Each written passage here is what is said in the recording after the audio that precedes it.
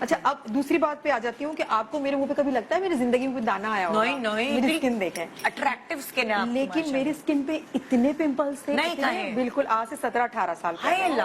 اتنے زیادہ تھے کہ بس میں کہیں جاتی نہیں تھی اور میں گھر کے اندر رہتی تھی، مجھے اتنی شرم آتی تھی، ہر کوئی پوچھتا تھا یا اللہ اتنے دانے، اور اتنے موٹے موٹے تھے بلیک ہیڈز کے ساتھ، تو دکھاؤ یار، بالکل تو یقین نہیں کر سکتا، تو میں اتنی پریشان تھی۔ اچھا میری امی مجھے پتہ کیا بولتی تھی، لیکن آج کل تو ہم کہتے ہیں ڈاکٹر کے پاس جانا چاہیے، میری امی اتنی زیادہ پڑھی لکھی نہیں ہے، انہوں نے صرف میٹرک کیا ہوا ہے، تو مجھے کہتی تھی ڈاکٹر کے پاس نہیں جانا، جو میں بتاتی ہوں نا تم نے وہی کرنا ہے، تو میں کہتی تھی اچھا چلے ٹھیک ہے آپ مجھے بتا دیں، پھر میں اپنی امی کی چیزیں نہیں یوز، سچی بات بتاؤں میں یوز کرتی نہیں، پتہ نہیں کیا بتائیں گے اور زیادہ ہو جائیں گے، اچھا میرے صرف یہی دانے تھے، میں ڈاکٹر کے پاس چلی گئی دکھانے کے لیے، اپنے ابو کے ساتھ چلی گئی، میں ڈاکٹر کے پاس گئی ہوں، انہوں نے دیکھا، انہوں نے مجھے کریمز وغیرہ دی، کھانے کے لیے کچھ ٹیبلٹس دی، اچھا اس کے بعد میرے یہاں پر بھی دانے نکل آئے، جہاں نہیں تھے وہاں پر بھی بڑھ گئے، پھر میرے امی نے کہا تمہیں منع کیا تھا، جو میری انہوں نے سلواتیں سنائی ہیں مجھے اتنی، جو انہوں نے ڈانٹا ہے، اور میری امی تو مارتی بھی اچھا خاصا تھی،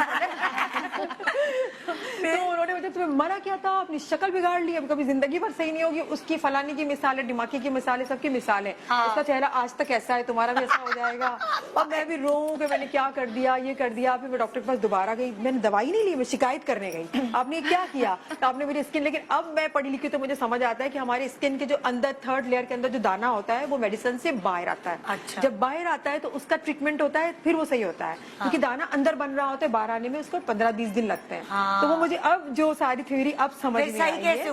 پھر میری امی نے مجھے کہا کہ تم نے چھوڑ دینا ہے، کچھ نہیں کرنا، شہد ہمارے گھر میں درخت تھے، وہاں پہ شہد کا چھتا ہوتا تھا، ہم شہد جمع کرتے تھے، قدرتی طور پہ وہاں پہ چھتے بنتے تھے، وہ شہد جمع تھا، اور ریڈ کلر کا شہد تھا، ریڈ کلر کا شہد جو ہوتا ہے وہ بہت نایاب ہوتا ہے، اچھا وہ شہد تھا، انہوں نے شہد لیا، شہد کے انہوں نے وہ خشک دودھ نہیں ہوتا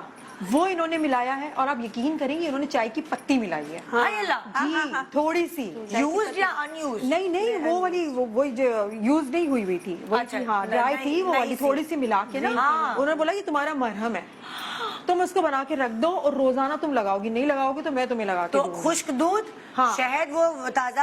والا اور چائے کی پتی، اور چائے کی پتی، ان تینوں کو ملا کے ایک ڈبی میں بہت آرڈنری سی تھی اس میں رکھ دیا کہ یہ تمہارا مرہم ہے، تم نے دن میں 2 سے 3 دفعہ لگانا ہے، میں نے کہا امی سے کیا ہوگا، میں اپنی امی کو ممی بولتی ہوں، میں نے کہا اس سے ہوگا کیا، پھر لگا، میں نے لگایا، دیکھیں یہ میرا فیڈ آپ کے سامنے، اب آپ کو سچ بتا رہی میرے کو اتنے دانے چائے کی پتی بہت، اور سب مجھ سے پوچھتے تھے فون کر کے کہ فرح نے ایسا کیا کیا، ایسا کیا تم نے کیا، تو میں نے کہا میری امی نے کہا دیکھو مجھے سنتی نہیں ہے، میری یہ سنتی ہی نہیں ہے، دیکھیے میرا دانا الحمدللہ، میرا دانا آج اس کے بعد آج تک نہیں ہوا ہے۔